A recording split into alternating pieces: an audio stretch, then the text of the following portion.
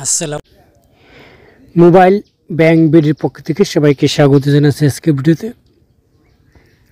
বন্ধুরা, আজকে ভিডিওতে আপনাদেরকে দেখাবো পূবালী ব্যাংকের ডিপিএস বা এফডিআর অ্যাকাউন্টের ডিটেলস 2024 এবং 25 কীভাবে আপনারা ডিপিএসের রেট পাবেন, ইন্টারেস্ট কত টাকা জমায়, কত বছর মেয়াদে, সকল ডিটেলস আজকে দেখাবো। তাহলে চলুন ভিডিওটা শুরু করি। ভিডিওটা শুরু করার আগে একটাই রিকোয়েস্ট, যারা আমার এই চ্যানেল নতুন দ্রুত চ্যানেলটি সাবস্ক্রাইব করবেন, আর যারা সাবস্ক্রাইব করেছেন তাদেরকে অসংখ্য ধন্যবাদ। বন্ধুরা, হয়তো আপনাদের পূবালী ব্যাংকে একটা অ্যাকাউন্ট রয়েছে, সেই অ্যাকাউন্টের বিপরীতে আপনি চাচ্ছেন যে একটা ডিপিএস বা এফডিআর অ্যাকাউন্ট খুলে নিতে। খোলার আগে দেখে নিন আসলে আপনার ডিপিএসে যে ইন্টারেস্টটা আছে 2024 এবং 25 সেই ইন্টারেস্টটা কেমন হবে।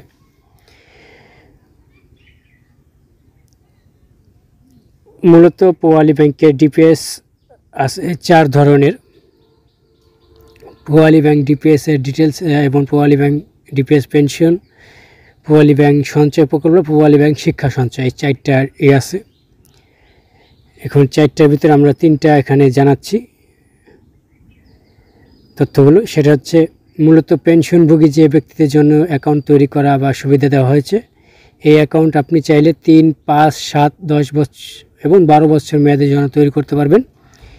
আপনি চাইলে সর্বনিম্ন 100 টাকা থেকে শুরু করে 500 টাকা জমা রাখতে পারবেন। এই অ্যাকাউন্টের জন্য সুদের হার সর্বোচ্চ 12% এবং এটি পরিবর্তনযোগ্য, মানে 12% আজকে সুদের হার আছে 24, 25, 26 এসে আপনার 8% নেমে যেতে পারে, বা আরও কমে যেতে পারে বা বেশি যেতে পারে। এছাড়া পূবালী ব্যাংকের সঞ্চয় প্রকল্প নামে একটি ডিপিএস রয়েছে। এই অ্যাকাউন্টের আপনি চাইলে সর্বনিম্ন 5 বছর এবং সর্বোচ্চ 10 বছরের জন্য তৈরি করতে পারবেন, খুলতে পারবেন। অ্যাকাউন্টে টাকা জমানোর ক্ষেত্রে যে সুদের হার পাবেন সেটা হচ্ছে 8% অথবা 9%, 8% অথবা 9%। আরেকটা আছে শিক্ষা সঞ্চয় প্রকল্প। এই শিক্ষা সঞ্চয় প্রকল্পটা আপনি চাইলে শিক্ষাক্ষেত্রে টাকাগুলো ব্যয় করতে পারবেন।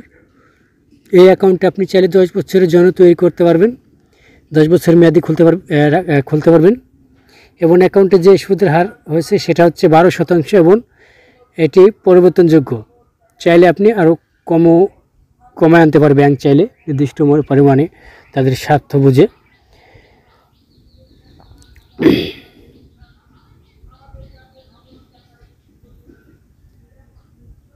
এতক্ষণ জানলেন ডিপিএসের ব্যাপারে, এখন বলবো এফডিআর ব্যাপারে। এফডিআর আপনি 1, 3, 6, 12 মাস মেয়াদি খুলতে পারবেন। 1 কোটি টাকার কম বা 1 কোটি টাকার বেশি, 10 কোটি পর্যন্ত। এবং চাইলে আপনি আমানতের পরিমাণ আরও বাড়িয়ে দিতে পারেন, 1 কোটি থেকে 50 কোটি পর্যন্ত বা তার ঊর্ধ্ব এফডিআর খোলা যাবে। 5 বছর মেয়াদি এইটা আপনি আমানত রাখতে পারবেন। এটা এফডিআর মানে ফিক্সড ডিপোজিট এটা বলে। এটার ইন্টারেস্ট রেট 12% দেওয়া আছে।